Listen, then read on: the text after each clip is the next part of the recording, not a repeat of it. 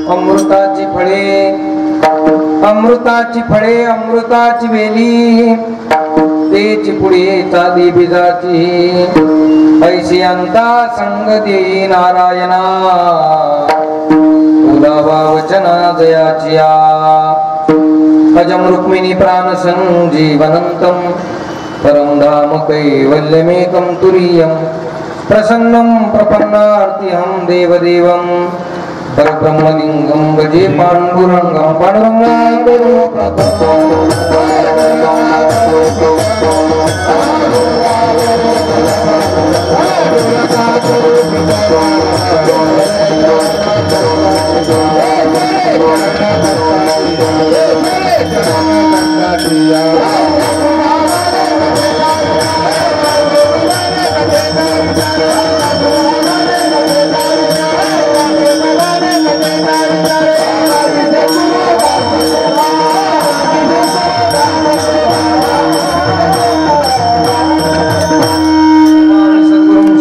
सच्चिदानंद विग्रह पूर्ण ब्रह्म परानंदम ईशमानंदी वल्लभम ओम नमो ज्ञानेश्वरा करुणाकरा दयाळा तुमचा अनुग्रह लादलो पवन झालो चराचरी ओम नमो ज्ञानेश्वरा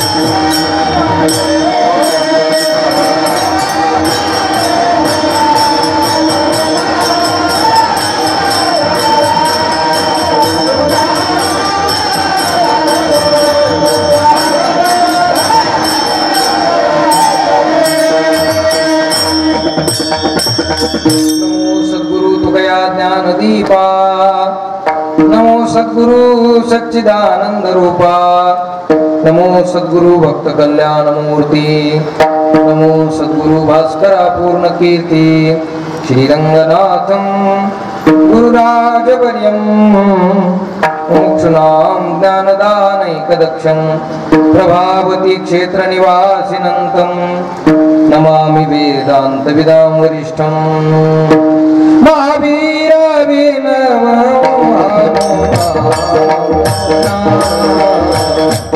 महावीर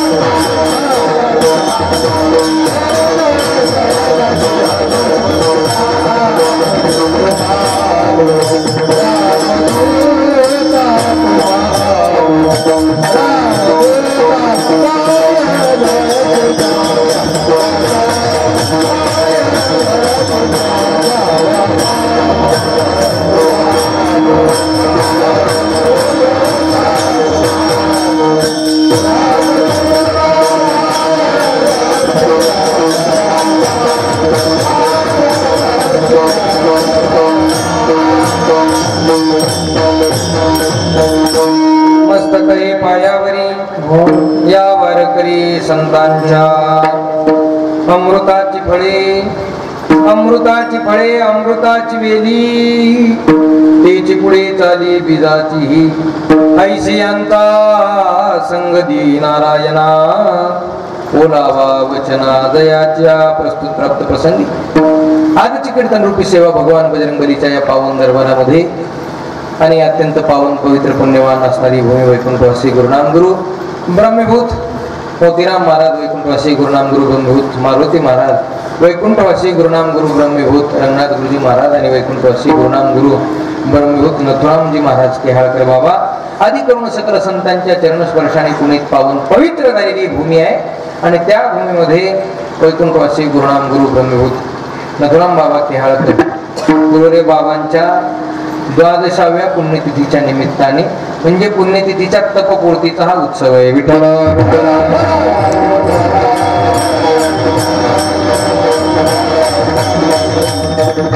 आणि म्हणून त्या तपपूर्तीच्या उत्सवातील ही आजची 7व्या दिवसाची जागराची कीर्तन सेवा आहे. त्या सेवेकरिता निवडलेला अभंग वैराग्य राग शिक्षित प्रकाश सूर्य संत श्रेष्ठ श्री तुकोबाराय यांचा 4 चरणाचा अत्यंत गोड संत महात्म्यांच्या स्वरूपाचं वर्णन करून संत संगतीची भगवंताकडे मागणी करणारा अभंग आहे.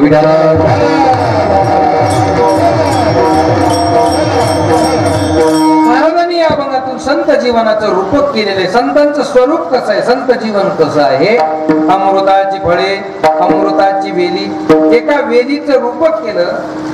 आपण बऱ्याच वेली पाहिल्या असतात वेल आपण सगळे शेतकरी आहोत शेतामध्ये बऱ्याच वेल येतात.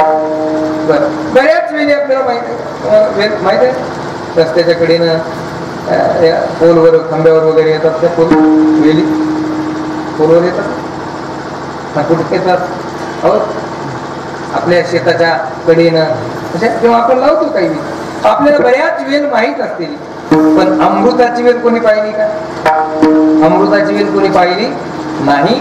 पण ज्या अर्थी तुकोबाराय सांगतात त्या अर्थी ती वेल आहे. ती कोणती वेल आहे त्या संत जीवनाच्या रूपकात्मक त्या वेलीचं वर्णन या ठिकाणी केलं आहे.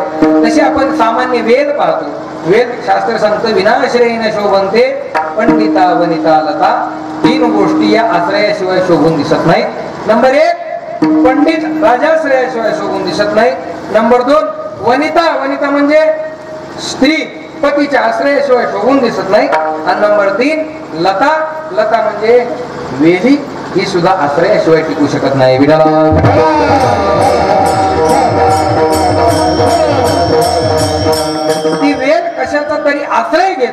आणि मग ती वेल विस्तार पावते. अशा बऱ्याच वेली आपण पाहिल्या असतील, पण महाराजांनी या अभंगामध्ये अमृताच्या वेलीचं रूपक केलेलं आहे. काय केलेलं? रूपक केलेलं आहे. संत जीवन कसं आहे?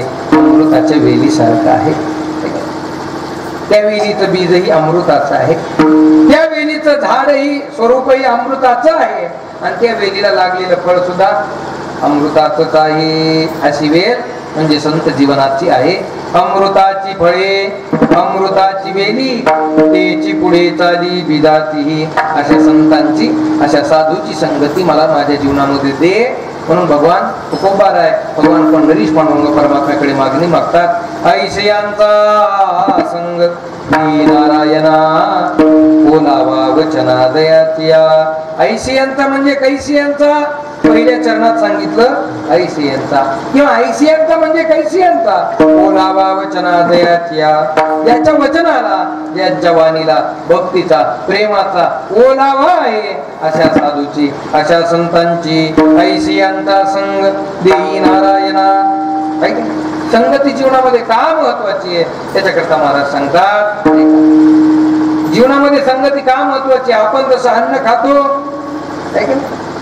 तसं आपलं शरीर काय होतं? पुष्ट होत असतं. ज्याप्रमाणे संगती करतो तशाप्रमाणे जीवन घडत असतं. असा अभंगाचा भाव आहे. तुका म्हणे तैसे होई देत संगे, वाच लागे अंगे चंदनाच्या. ऐसियांचा संग दे नारायणा, बोलावा वचना दयाच्या. विठ्ठला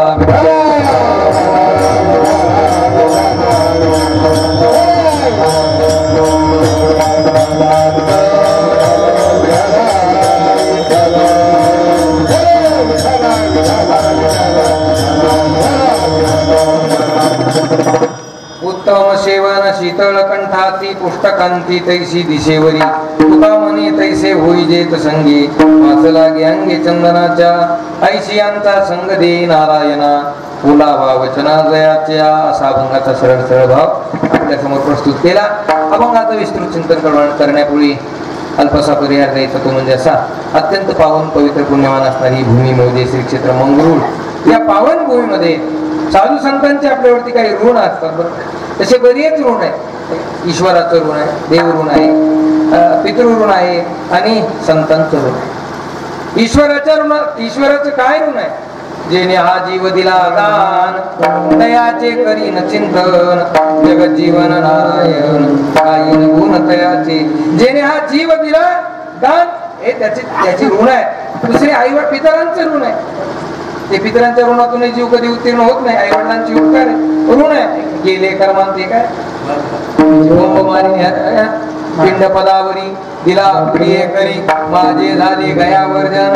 पितरे पितरांचे ऋण, त्या पितरांच्या ऋणातून उत्तीर्ण होण्याकरता ही साधना या भागात सांगितली. आणि संतांचे काय उपकार आहेत ते सांगताच येत. केले उपकार सांगू मी काय, बापन करी ऐशी माय, धर्मी त्यांचे देखील काय, दिले अक्षय अभय दानगा. असे अगणित उपकार साधू संतांचे तुमच्या माझ्यावरती आहेत. अगदी एका प्रमाणातून, एका वाक्यातून, एका कीर्तनात सुद्धा ते उपकार सांगता येत नाहीत. अशा अगणित उपकार साधू संतांचे तुमच्या माझ्यावरती आहेत. आणि म्हणून त्याच संतांच्या उपकाराच्या ऋणातून उत्तीर्ण होण्याकरिता त्यांच्या निमित्तानं, त्यांच्या पुण्यतिथीचा हा उत्सव आपण या ठिकाणी साजरा करत आहोत.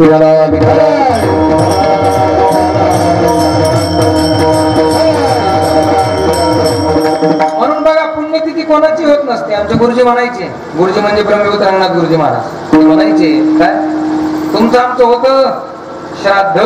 काय होतं? तुमचं आमचं श्राद्ध होत असतं, देवाची जयंती होत असते. देवाची काय होते? जयंती होत असते. आणि साधू संतांची, पुण्यवान महात्म्यांची पुण्यतिथी होत असते.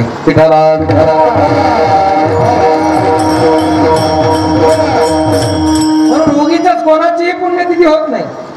ज्यांच्या जीवनामध्ये आयुष्यभर त्यांनी काय केलंय? पुण्यच केलंय. अशा पुण्यवान महात्म्यांची पुण्यतिथी होत असते. आपल्या परिसराचं अधिष्ठान सगळ्या या संत परंपरेमध्ये असणारे वैकुंठवासी गुरुनाम गुरु ब्रह्मभूत नथुराम बाबा केळकर पुरोरे बाबांच्या या 12व्या पुण्यतिथीच्या निमित्ताने, म्हणजे पुण्यतिथीचा हा तपपूर्तीचा उत्सव, 12 वर्ष झाले म्हणजे एक तप पूर्ण झालं. आणि बाबांच्या पुण्यतिथीच्या निमित्ताने आपण सर्व श्रद्धावान भाविक सज्जन मायबाप या ठिकाणी या सेवेचं आयोजन करत आहात. सर्व ग्रामस्थ मंडळीच्या वतीनं ही सेवा माझ्याकडे आलेली आहे. सर्व ग्रामस्थ मंडळ, माता भगिनी, पुरुष मंडळ, तरुण मंडळ, गावातील सर्व भजनी मंडळ, ज्येष्ठ श्रेष्ठ सप्ताह संयोजक, आयोजक, नियोजक या सर्व भजनी मंडळीच्या वतीनं आमच्या काकांनी मला फोन केला आणि तुमच्या दर्शनाचा योग आला, या संतांच्या साधूच्या सेवेचा योग आला. इथं आल्यानंतर आनंद वाटला. भव्य दिव्य मंडप, भरगच्च संख्येनं उपस्थित तुम्ही माता भगिनी, पुरुष मंडळ, तरुण मंडळ, ही सर्व गावातील भजनी मंडळी, त्याचबरोबर बाहेर गावातील भजनी मंडळी, आमचे गुरुवन काका असतील, सगळेच, आता मला काही सगळ्यांचा परिचय नाही, तर सगळेच गावातील भजनी मंडळी, त्याचबरोबर आमचे आदरणीय हरिभक्तीपरायण गायनाचार्य नामदेव महाराज, अत्यंत गोड आवाज आहे महाराजांचा. नामदेव महाराज हे आहेत, आदरणीय आमचे जनार्दन पाटील आहेत. काय परमार्थावर ही सगळी निष्ठावान प्रेम करणारी आपण सर्व मंडळी आहात. कारण परमार्थ हा निष्ठेच आहे. परमार्थ कशाचा आहे? निष्ठेच आहे. होय झालं, पण ते भजन केल्याशिवाय राहत नाही. खुर्चीवर बसून का होईना, इंद्रिय जरी साथ देत नसले तरी त्या भजनावरती असलेलं त्यांचं प्रेम, त्या भजनावरती असलेली तुमची सर्वांची निष्ठा. प्रेम सुखदी प्रेमाविन मन नाही समाधान. वा वा वा वा. प्रेम सुखदी प्रेमाविन नाही समाधान. म्हणून हे भजनावरती असलेलं तुमचं सर्वांचं प्रेम, आणि म्हणून या प्रेमाचा परिपाक म्हणून आपण या मोठ्या श्रद्धेनं याही वेळेमध्ये या ठिकाणी उपस्थित आहात. सर्व तरुण मंडळ मोठ्या श्रद्धेने या ठिकाणी या सप्ताहामध्ये सेवा करत आहेत. आज विशेष मृदंगाची साथ देण्याकरता आपल्या परिसरात भूषण युवा मृदंगाचार्य मृदंग महावीर आमचे कृष्णा महाराज करंजीकर अत्यंत गोड वाजवत आहेत. सुंदर अशा प्रकारची साऊंड सिस्टीम सुद्धा खूप गोड आहे. आणि तुम्ही सर्व देवरूप श्रोते, समोर YouTube चॅनल सुद्धा आहे. कोणतं चॅनल? माऊली कीर्तन. बरं, माऊली गायकवाड, आमचे माऊली भाऊ गायकवाड यांचं YouTube चॅनल सुद्धा आहे. माझ्याबरोबर आलेले श्री संत दर्शन चॅनलचे मालक आमचे गणेश भाऊ नीरज सुद्धा उपस्थित आहेत. आजूबाजूला बसलेले सर्व तरुण मंडळ, माता भगिनी, इकडे सर्व बसलेले आमचे सज्जन श्रोते मायबाप. एक तासभर आपल्याला अभंगाचं चिंतन करायचं आहे.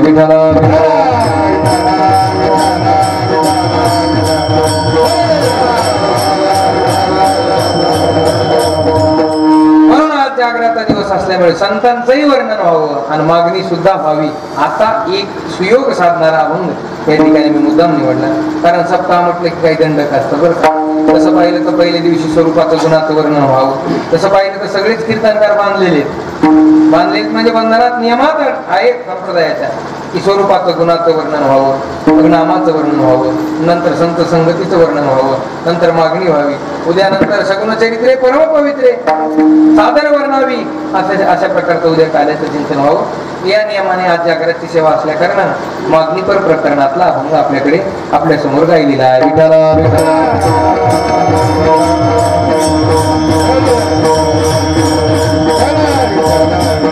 आता मुळात प्रश्न आहे, मागणारे तुकोबर आहे आणि कोणाकडे मागतात? देवाकडे मागतात. मुळात तुकोबर आहे आणि मागणी हा हे शब्द एकत्रित येणं कठीण आहे. तर तुकोबर आहे आणि मागतात हे मनाला पटतं का? जे तुकोबर आहे नेहमी मागणीचा निषेध करतात ते तुकोबर आहे मागतात असं कसं? मागणं हे तुमच्याकडे असतं, जीव तुमच्या माझ्याकडे असतं. तुम्ही आम्ही म्हणजे जीव आहोत आणि जीवाचं मागितल्याशिवाय काम होतं का? आम्हाला मागावंच लागतं काही ना काही. जीव कधी पूर्णच होत नाही. जीव हा नेहमी कसा राहतो? अपूर्ण राहतो आणि त्याला पूर्णतेकरिता काही ना काही मागावंच लागतं. म्हणून आम्हाला मागावंच लागतं. संत हे मागत नाही. तुकोबाराय तर नेहमी मागणीचा निषेध करतात, मागू नये म्हणतात. उलट जो मागणार आहे, महाराज म्हणले हात पसरी जिने दिगत्याचे तुका मने करी ब्रह्मांड ठेंगणे, हात पसरी जिने दिगत्याचे असं म्हणणारे तुकोबाराय आज मागतात. एकच काय? विठ्ठला विठ्ठला.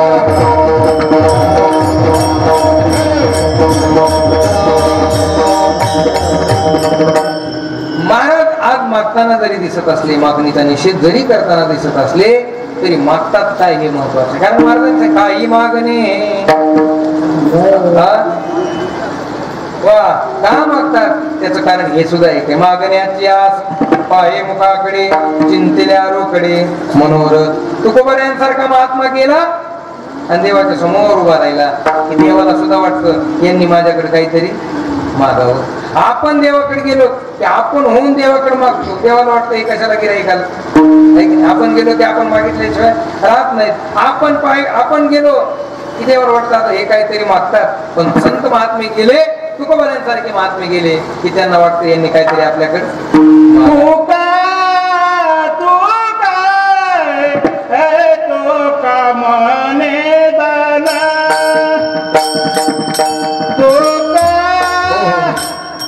तुका म्हणे जाण सेवा घेतल्या तुका मागे दान सेवा घेतल्या वाचून. आता बरेच प्रमाण आहे पण ते घड्याळाला जरा पुढे फिरायला त्या काटा मागे सारू थोडा. कारण हे असं आपले कीर्तन आपल्याला मोजके प्रमाण घेऊ. तुमच्या सर्वांच्या सहकार्याने सेवा आपण करूया. विठ्ठला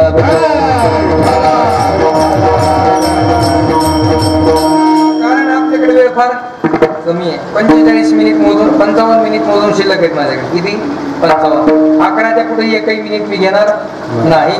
कारण 11च्या पुढे जाणं म्हणजे कीर्तनकारांना श्रोत्यावर अन्याय करणे. कीर्तनकारांना श्रोत्यावर अन्याय करणे. म्हणून हा अन्याय होऊ नये असं वाटत असेल आणि वेळेवर कीर्तन सुटावं असं वाटत असेल तर मोजकेच आपण काय करू? प्रमाण घेऊ. प्रमाणात जर प्रमाणाच्या बाहेर गेले तर कीर्तन सुद्धा प्रमाणाच्या बाहेर गेल्याशिवाय राहणार नाही. विठ्ठला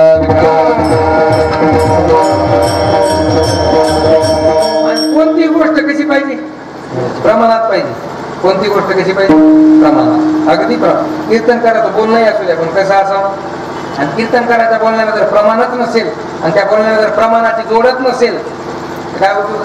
म्हणजे त्याचं बोलणं प्रमाणाला धरून असावं आणि प्रमाणात असावं. आता किती प्रमाण देतोय पण बोलणं जर प्रमाणाच्या बाहेर असेल तर त्याचं बोलणं अप्रमाण मानलं जातं. विठ्ठला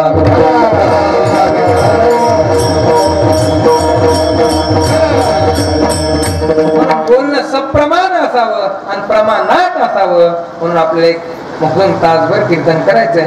म्हणून थोडं आपण मोजकेच काय करू? प्रमाण देऊ. नाही तर मागणं म्हणजे बरेच प्रमाण आहेत. एक प्रमाण आहे का? 350 अभंग आहेत मागणीचे. किती? 350. आता तेवढे जर म्हणायचे झाले तर आपल्याला बोलायला वेळ मिळेल का? नाही मिळणार. नाही तर महाराज काही ठिकाणी अवघड होतं. नुसतं शब्द उच्चारला की प्रमाण. एके ठिकाणी मी सांगू लागलो गायनाचे उडे आपुलिया छंदे मनाच्या आनंदे आवडीने. तिथे गायनाचे उडे नाचून सुरू केलं लगेच गायनाचे. आता म्हणजे आता प्रत्येक शब्दाला मोजक्या वेळेत आपल्याला चिंतन कर. चला काय सांगू लागलो मी? का मागतात? मागण्याचे असं काय मुखाकडे म्हणून मागतात. का मागतात? काही मागत नाही. आणि काय मागतात? कोणाकडे मागतात? या सगळ्या गोष्टीला महत्व आहे. तुकोबारे कोणाकडेही मागत नाही, काहीही मागत नाहीत आणि कसंही काही मागले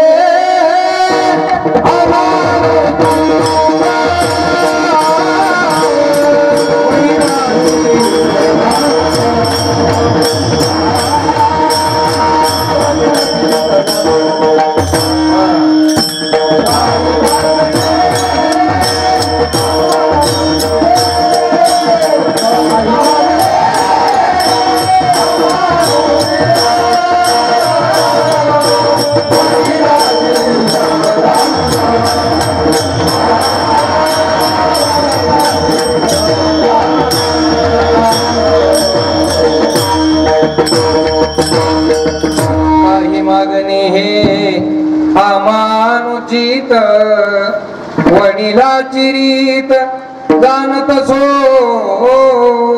काही मागणे हे अनुचित. काही मागणं ज्या अर्थी अनुचित आहे त्या अर्थी काही मागणं उचित असलं पाहिजे. काय मागणं उचित आहे? ऐका. संतांनी ज्या ज्या मनसी काही मागा हीच देगा पांडुरंगा. देवाने जेव्हा जेव्हा मागण्याचा आग्रह केला तेव्हा तुकोबारायांनी 2 गोष्टीशिवाय काहीच मागितलं. सगळ्या संतांचा विचार केला. एक तर संत नाही तर दुसरं देव. संत आणि देवा व्यतिरिक्त संतांनी देवाकडे काहीच मागितलं नाही. विठ्ठला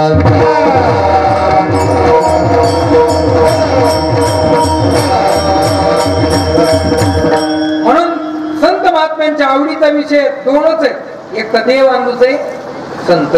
एक तर देव आवडतो नाहीतर संत. तिसरी आवडत नाही त्यांची बरं.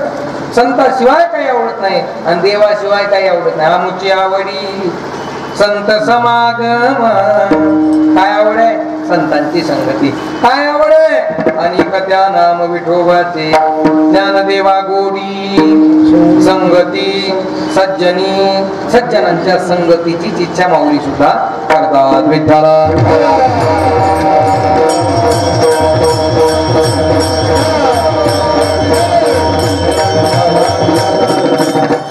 मुळात कोणती गोष्ट मागितली जाते माहिती? मागितली कोणती गोष्ट जाते? जी गोष्ट आपल्याकडे आहे ती मागितली जाते का नाही ती मागितली जाते? हा, समजा उदाहरणार्थ मी तुम्हाला 5,000 मागितले, मागणार नाही काय, काळजी करू नका, पण मागितले तर मी कधी मागेल? माझ्याकडे असल्यावर का नसल्यावर? जी गोष्ट आपल्याकडे नाही आहे, आणखीन सांगतो, जी गोष्ट दुर्लभ आहे, जी गोष्ट मिळत नाही, जी गोष्ट सहजच मिळते, ती मागायची काय गरज आहे? अहो ती तर सहज मिळते. पण मागितली कोणती जाते? ती मिळत नाही आणि दुर्लभ आहे ती मागितली जाते. विठ्ठल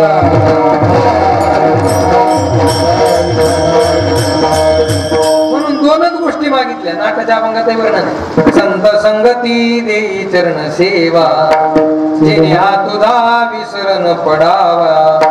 हाची भाव माझिया जीवा पुरवी देवा मनोरथ.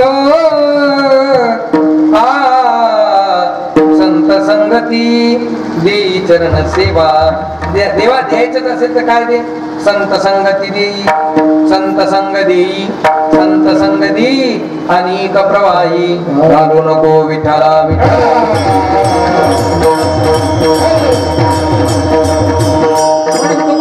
काय मागतात? संत संगतीच मागतात. का मागतात? कारण संत संगती दुर्लभ आहे. संत संग भेटणं अवघड आहे, बहु अवघड.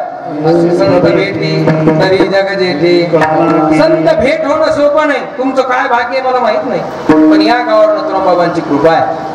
बाबांनी इथे यावं आणि त्यांचा सहवास तुम्हाला घडलाय म्हणजे तुम्ही नक्कीच भाग्यवान आहात, नशीबवान आहात.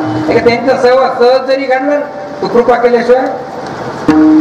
हो, संत संगतीचे काय सांगू सुख आपण आभारी घे नाही तेथे साधू थोर जाना. कारण हे तुम्ही अनुभवलंय की संत संगतीत काय. आता मी आमच्या भोजन केलं, त्या आई साहेबांनी स्वयंपाक केला तेव्हा त्यांनी अनुभव सांगितले की महाराजांचा सहज जरी शब्द झाला तरी तो संघ आणि त्यांची कृपा सहज झाली तर त्याच्यातून काय जीवनामध्ये परिवर्तन झालं. मला असं वाटतं संत संगती ज्याच्या जीवनात घडली आणि ज्याच्या जीवनात त्या संत कृपेमुळे परिवर्तन झालं, खऱ्या अर्थानं त्या संत संगतीचा महिमा तोच जाणू शकतो. विठ्ठला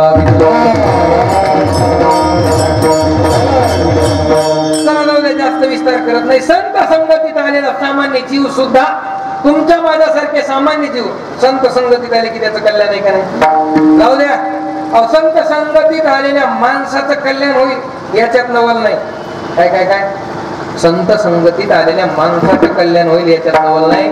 संत संगतीत आलेल्या रेड्याचं सुद्धा कल्याण होतं. झालं का नाही? कल्याण कळतं तुम्हाला? कल्याण माहिती का? ते भिवंडी जवळचं कल्याण माहिती ना?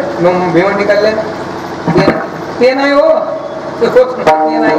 भिवंडी कल्याण नाही, आत्मकल्याण. संत संगतीत आलेल्या रेड्याचं कल्याण झालं का नाही? कोण्या रेड्या मुखी वेद बोलविला गर्व द्विजांचा हरिला शांती रूपे प्रगटला ज्ञानोबा माझा साधकांचा माय बाप, साधकांचा माय बाप. संत संगतीत आलेल्या माणसाचं कल्याण होईल येत नवल नाही. कोणाचं झालं? रेड्याचं झालं. चला, रेड्याचं कुठं मंदिर असतात का? आहेत का तुमच्याकडे रेड्याचे मंदिर? आहे का? हो बघा, रेडेश्वर मंदिर. पण का? महाराष्ट्राच्या पाठीवर आळी फाट्याला जर गेला नेवास आळी फाटा, तिथं कोणाचं मंदिर आहे? रेड्याचं. ज्या रेड्यावरती संतांची कृपा होते त्याचं काय होतं? मंदिर होतं. चला, संतांची कृपा झाली की रेड्याचंही कल्याण. दगडाचं मंदिर पाहिलं तुम्ही कुठं? आहे का नाही दगडाचं? आहे का नाही? नेवासेला गेला तर नेवासेला एक मंदिर आहे, कोणाचं माहिती? ज्ञानोबा आहे, ज्या दगडाला एकूण बसून ज्ञानेश्वरी सांगायचे, त्या दगडाचं मंदिर कुठे आहे? शिळा मंदिर नेवासेलाच आहे बरं का. चला, दगडावर कृपा होते का नाही? दगड कधी चालतो का? पण संतांची कृपा झाल्यावर तो सुद्धा चेतन झाले राहत नाही. कालविली जड भिंती हरली चांगयाची भ्रांती, मोक्ष मार्गिता सांगाती ज्ञानोबा माझा. संतांची कृपा झाल्यावर रेड्याचा उद्धार आहे, कल्याण आहे. संतांची कृपा झाल्यावर दगडाचं सुद्धा उद्धार आहे, कल्याण. तुमच्या माझ्यासारखे जीवाचा होणार नाही. आणि असंख्य तुमच्या माझ्यासारखे जीव गुरुनाम गुरु वैकुंठवासी ब्रह्मभूत रंगनाथ गुरुजी महाराजांच्या संगतीत गेले आणि मुक्त झाले. असंख्य तुमच्या माझ्यासारखे जीव वैकुंठवासी गुरुनाम गुरु ब्रह्मभूत नथुराम बाबांच्या संगतीत गेले आणि मुक्त झाले. असंख्य तुमच्या माझ्यासारखे सामान्य जीव वैकुंठवासी गुरुनाम गुरु मोतीराम महाराज, मारुती महाराज आदी करून सकल संतांच्या सहवासात गेले आणि त्यांच्या जीवनाचं कल्याण झालं.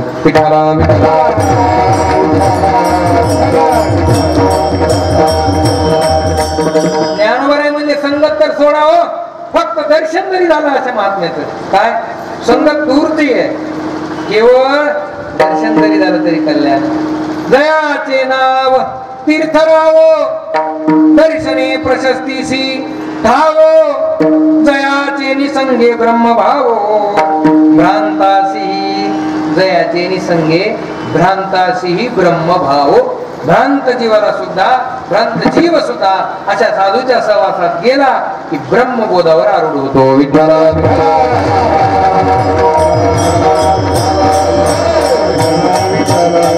म्हणून अशा साधूची, संतांची संगत जीवनामध्ये महत्वाची आहे. आणि जीवन हे परिपक्व होत, जीवन हे प्रगल्भ होत, जीवन हे सुसंगत होत ते संगतीनच, आणि जीवन हे विसंगत होत तेही संगतीनच.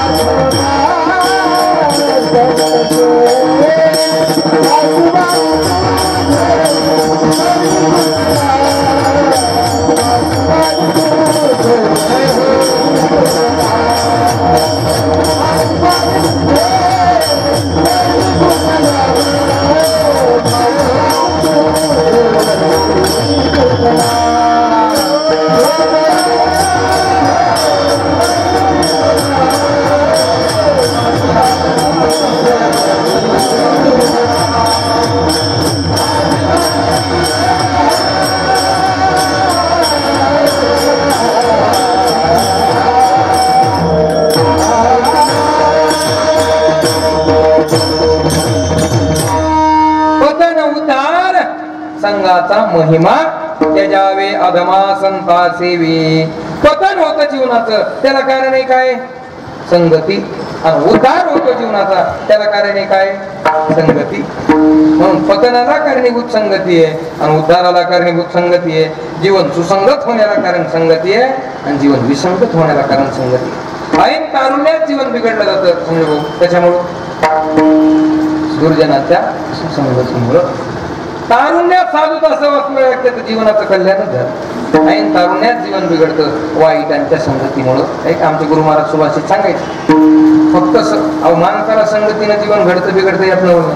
पक्षाला एक पोपट होता म्हणजे पोपट, तो पोपट काही दिवस साधूच्या संगतीत राहिला. तो इतका सुंदर बोलू लागला, श्लोक म्हणू लागला, अभंग म्हणू लागला.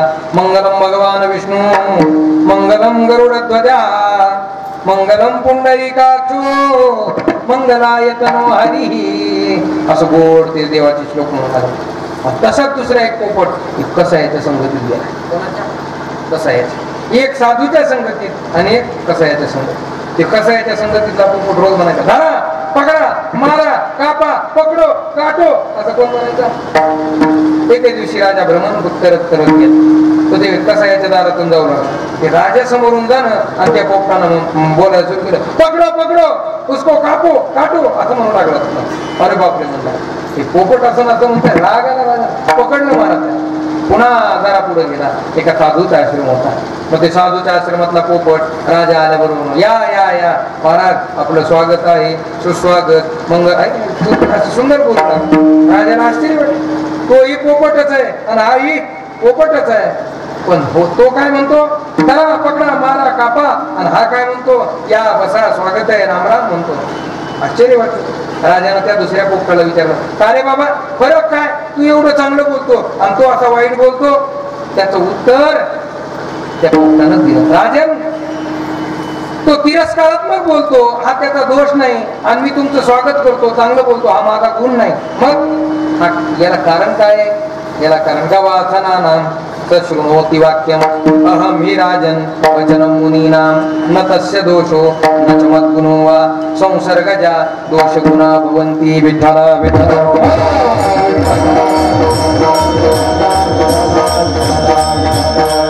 तो तुम्हाला शिव्या देतो, हा त्याचा दोष नाही, आणि मी तुमचं स्वागत करतो, हा माझा गुण नाही. मग त्याला कारण, त्याला घडलेली वाईटाची संगती आणि मला घडलेली चांगल्याची संगती.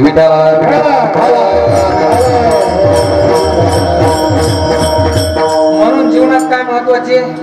संगती. केवळ संघ या शब्दावर जरी बोलायचं ठरलं आपलं कीर्तन सगळं होऊन जाईल, मला पुढे जायचं आहे का. म्हणून जीवनामध्ये संगती अत्यंत चांगली. चांगली माणसं बिघडतात, त्याच्यामुळं चांगली हो. अरे ते तुमच्या माझ्यासारख्या सामान्य लोकांचं उदाहरण सांगण्यात काही माझ्याच नाही. आमच्यासारखी बिघडतील याच्यात नवर नाही. महाराज म्हणले, ढेकणाच्या संगे हिरा जो भंगाला. हिरा हिरा हिरा पाहिलाय तुम्ही?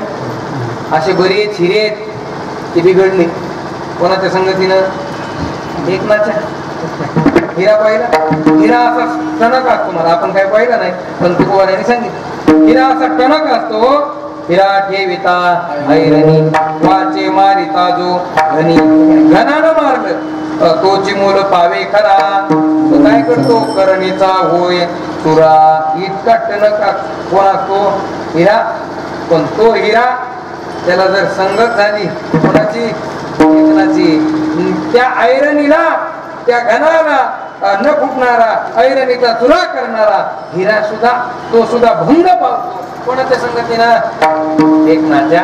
मी त्या हिऱ्याचं सांगायला नाही, असे बरेच हिरे ते संगतीनं बिघडले. माणसं म्हणतात, ते लई चांगले होते हो, महिनावारी करीत होते हो, हा गळ्यात त्याच्या माळ होती हो असं म्हणायची. पण मग झालं तरी काय, जरा ते तिकडे राहायला गेले आणि त्यांना तिथं संगत लागली. कोणाची? बिघडलं की नाही सगळं. काय कारण? संगती. विठ्ठल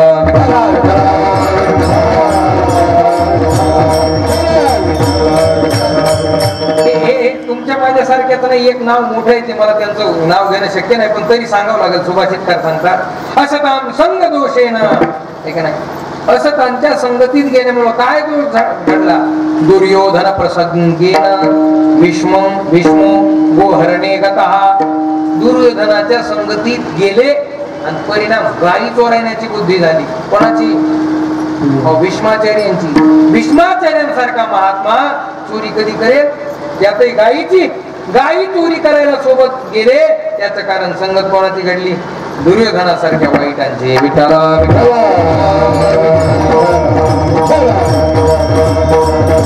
म्हणून संतांची संगत जीवनात महत्वाची आहे. ती संगत दुर्लभ आहे. किती दुर्लभ आहे? तशा बऱ्याच गोष्टी शास्त्रानं दुर्लभ सांगितल्या. मुळात 3 गोष्टी एक मिनिटात सांगतो, प्रमाण भरपूर आहेत आपल्याकडे. दुर्लभम प्रेमैवैत देवानुग्रह हेतुकम मनुष्यत्वम मुमुक्षुत्वम महापुरुष संश्रया. हे काय माझं बोलणं? या 3 गोष्टी शास्त्रानं फार दुर्लभ सांगितल्या. नंबर 1 मनुष्यत्व. पहिली गोष्ट, मानवी शरीर दुर्लभ आहे. नरदेह दुर्लभ, जाणार शतवर्षाची गणना, त्यामध्ये दुःख यातना. तुम्ही आठवा, तुम्ही वासुदेव वासुदेव म्हणा. नरदेह दुर्लभ, मानवी शरीर मुळात दुर्लभ. तुम्हा आम्हाला भेटले देवाचे आमच्यावर उपकार. तसं तर 3 गोष्टीनं 3 कारणाने मिळतं. पहिलं कारण, पाप पुण्य समान समी. तईचं पावी दे कर्मभूमी. आमचं पाप पुण्य समान झालं की मानवी शरीर मिळतं नंबर 1. नंबर 2 जन्म घेणे लागे त्याच्यामुळे मानवी शरीर मिळतं नंबर 2. आणि नंबर 3 हे या दोन्ही तरी आम्ही नाही सापडलो तर तिसरं मात्र आहे पावला देह कागतानी न्याय न घडो उपाय घडो आले. महाराजांनी गोड उदाहरण दिलं. हा एक तर आमचं पाप पुण्य समान झाला असं म्हणून आम्हाला शरीर मिळालं. कारण मानवी शरीर फार दुर्लभ 84 लाख योनी आहेत आणि त्या 84 लाख योनीमध्ये सर्वात श्रेष्ठ उत्तम योनी कोणती आहे? कोणती? मनुष्य योनी. कशाकरता केली? देवे केली मनुष्य योनी. कशाकरता? मग प्राप्ती लागोनी भगवत प्राप्ती करताच मानवी शरीर निर्माण केले. सगळं उत्तम आहे. नरदेह निदान लागले हाती उत्तम सार उत्तम गती देवाची होईन म्हणती ते होते तरी का चित्तीन धरावे. एवढं श्रेष्ठ मानवी शरीर आहे. हे मिळणं एवढं सोपं नाही. आम्हाला पाप पुण्य झालं म्हणून मिळालं समान झालं असेल म्हणून कदाचित नाहीतर ही वासना असेल म्हणून मिळालं असेल नाहीतर पावला हा देह कागदाने आहे म्हणून मिळालं. ते आंधळाच्या टाळीत कावळा सापडावा आमचे गुरु महाराज सांगायचे. एक आंधळा म्हणजे चंद्रबागेच्या काठेवर बसला होता. विठ्ठल विठ्ठल विठ्ठल म्हणू लागला दूरदूरात म्हणू लागला. तर योग असा चंद्रबागे स्नान गेला असं विठ्ठल विठ्ठल म्हणता म्हणता त्याच्या हातात असं टाळी वाजवून काय येणं कावळा आला. नेमका कावळा ते आता आंधळ्याला आंधळा म्हणून त्यांना सूरदास म्हणत जाऊ. काय म्हणत जाऊ? सूरदास. आंधळ्या माणसाला कधी आंधळ म्हणत जाऊ नये कारण तो दोष आहे. त्यांना सूरदासजी म्हणावं. पण त्यांच्यासारखं ज्ञान भगवंताने कोणाला दिलं तर त्यांच्या हातात तो कावळा सापडला. तर त्यांनी ते लगेच लक्षात आलं नाही याला काय म्हणतात कावळा. पाय लक्षात आलं ते. तेवढ्याच राजाला एक दौंडी दिली होती. ऐकावं म्हणले जो कोणी मला 1 कावळा आणून देईल त्याला 1 लाख रुपये देण्यात येतील. काय आता काही लोक म्हणतील महाराज या राजाला कावळ्याचं काय काम पडलं? तर कावळ्याचं काम पडतं का नाही? पडतं. कधी? कधी जरी नाही काम पडलं तर त्याच्याशिवाय आपलं जीवनच पूर्ण होत नाही. दहाव्याला लागतोच तो. आपण आयुष्यभर त्याला शिवत नाही पण त्यानं आपल्याला शिवल्याशिवाय विठ्ठला विठ्ठला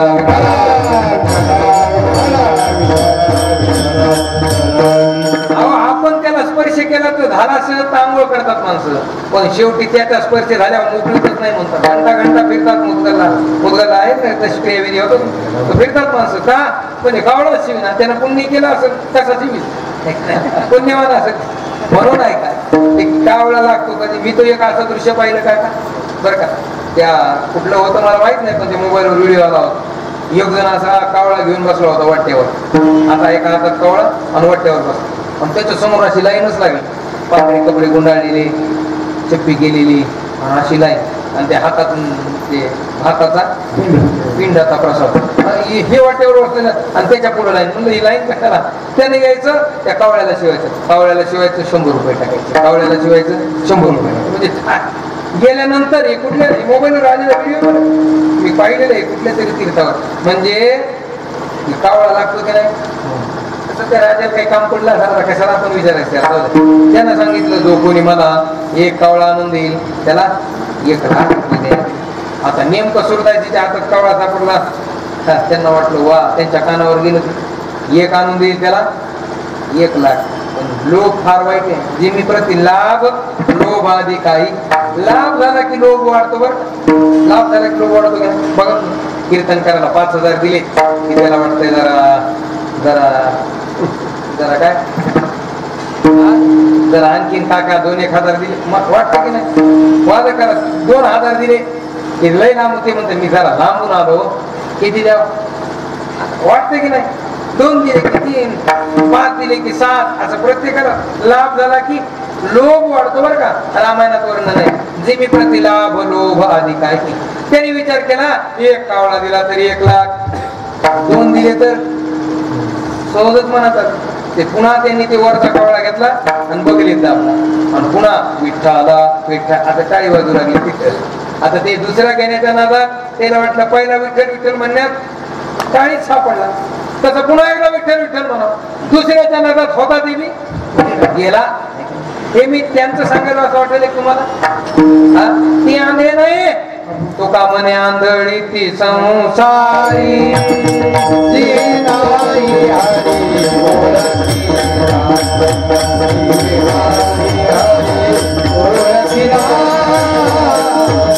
जी नाही हरी ओळखीला.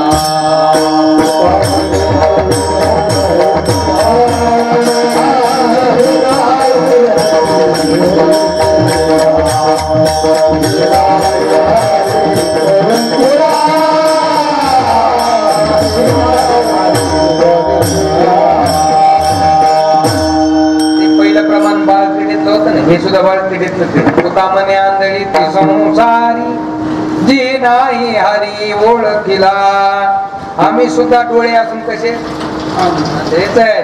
जोपर्यंत आम्हाला परमात्मा दर्शन होत नाही, परमात्मा प्राप्ती होत नाही, तोपर्यंत आम्ही दृष्टी असून सुद्धा आंधळे आहोत. चला, पहिली गोष्ट मनुष्यत्व दुर्लभ आहे. आम्हाला मिळालं पावला हा देह या नाही. दुसरी गोष्ट मुमुक्षुत्व. आता हे मुमुक्षुत्व काय भानगड आहे? मुमुक्षु कोणाला म्हणतात? ज्याच्या अंतकरणात तीव्र तळमळ आहे, मोक्षेच्छा आहे, संसारिक सकल दुःखाची निवृत्ती व्हावी आणि परमानंदाची प्राप्ती व्हावी. या प्राप्ती करता जो अखंड धडपड करतोय, तो साधनावरती आरूढ झालेला आहे, असा जो आहे त्याला मुमुक्षु म्हणावं. त्याला काय वाटतं? मी उद्धार पावे काय कृपा करील नारायण. आईचे तुम्ही सांगा संत जन, करा समाधान चित्त. पुसावेचे हेच वाटे जे जे भेटे दयासी, देव कृपा करील मज काय लाज राखील. असं ज्याला वाटतं देव कधी भेटल, देव कधी भेटल, देव कधी भेटल. खरं सांगा, आपल्याला देव कधी भेटल असं वाटतंय का कीर्तन कधी सुटल असं वाटतंय? कसं वाटतंय बरं? आता काय वाटतंय तुम्हाला? आता तुम्हाला वाटायलंय कीर्तन कधी असं वाटायलंय का? तुम्हाला काही जरी वाटलं तुम्ही 11च्या अगोदर सोडणार नाही. विठ्ठल विठ्ठल.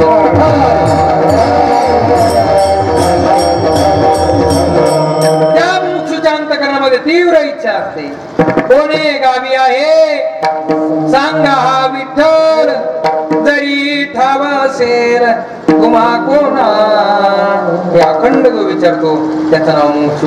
हे अंतकरणात ही इच्छा येणं ही दुर्लभ आहे. मनुष्यत्व, मुमुक्षुत्व. आणि तिसरी गोष्ट महापुरुष संश्रया. महापुरुष म्हणजे साधू संतांची संगती, त्यांचा संग.